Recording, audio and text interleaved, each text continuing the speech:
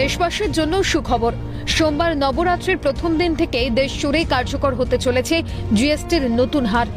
রবিবার জাতির উদ্দেশ্যে ভাষণে প্রধানমন্ত্রী নরেন্দ্র মোদী বলেন, সূর্যোদয়ের সঙ্গেই কার্যকর হতে চলেছে নতুন জিএসটি হার। শুরু হতে চলেছে জিএসটি সাশ্রয় উৎসব। এর সুফল পাবেন যুবক, কৃষক, মহিলা থেকে শুরু করে সকলেই। 22 सितंबर को सूर्योदय के साथ ही नेक्स्ट जनरेशन जीएसटी रिफॉर्म्स लागू हो जाएंगे। से देश में जीएसटी बचत उत्सव शुरू होने जा रहा है।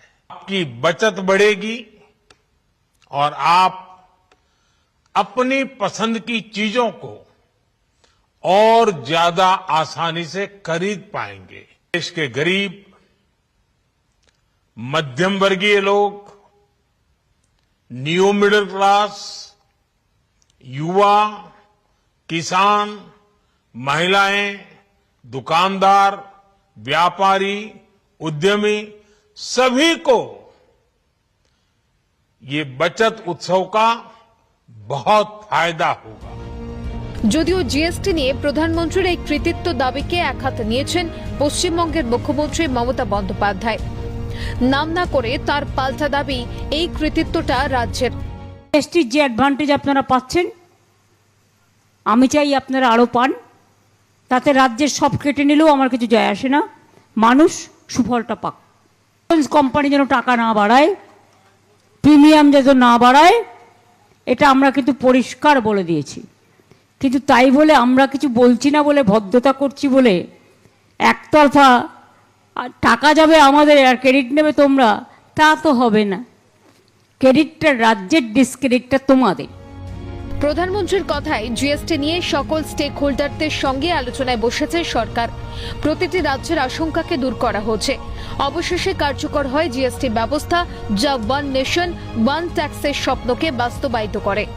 हमने हर स्टेक होल्डर से चर्चा की, हमने हर राज्यों की हर शंका का निवारण किया, सवाल का समाधान खोजा। सभी राज्यों को, सबको साथ लेकर आजाद भारत का इतना बड़ा टैक्स रिफॉर्म संभव हो पाया। केंद्र और राज्यों के प्रयासों का नतीजा था कि देश दर्जनों टैक्सों के जाल से मुक्त हुआ और पूरे देश के लिए एक जैसी व्यवस्था बनी।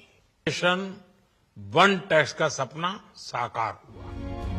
যদিও এই ইস্যুতে নাম না করে কেন্দ্রকে পাল্টা বিঁধেছেন রাজ্যের প্রশাসনিক প্রধান। তার দাবি, বিমা থেকে জিএসটি প্রত্যাহার নিয়ে প্রথম চিঠিটি তিনিই লিখেছিলেন। জিএসটি নিয়ে কেন্দ্রের কোনো অবদান নেই। ইন্স্যুরেন্স, তাতে জিএসটি নেওয়া যাবে না। ভারতবর্ষে প্রথম চিঠিটা লিখেছিলাম আমি, এবং আমাদের অর্থমন্ত্রী এটা জিএসটি কাউন্সিলে ফাইট করেছিলেন, আমাদের কথা শোনেনি। এবং এখন যখন হলো, আপনারা কি জানেন সেন্ট্রাল গভর্নমেন্টের কোনো কন্ট্রিবিউশন নেই এতে? এক পয়সা দেয়নি, আমাদের রাজ্যের কন্ট্রিবিউশন। সব মিলিয়ে জিএসটি সংস্কার নিয়ে প্রধানমন্ত্রী যে কৃতিত্ব দাবি করছেন তা যে ঠিক নয়, সে কথা ছত্রে ছত্রে উঠে এসেছে মুখ্যমন্ত্রীর বক্তব্যে। আগামী দিনে এই ইস্যুতে রাজ্য রাজনীতির পারদ যে আরও চড়বে তা বলাই বাহুল্য।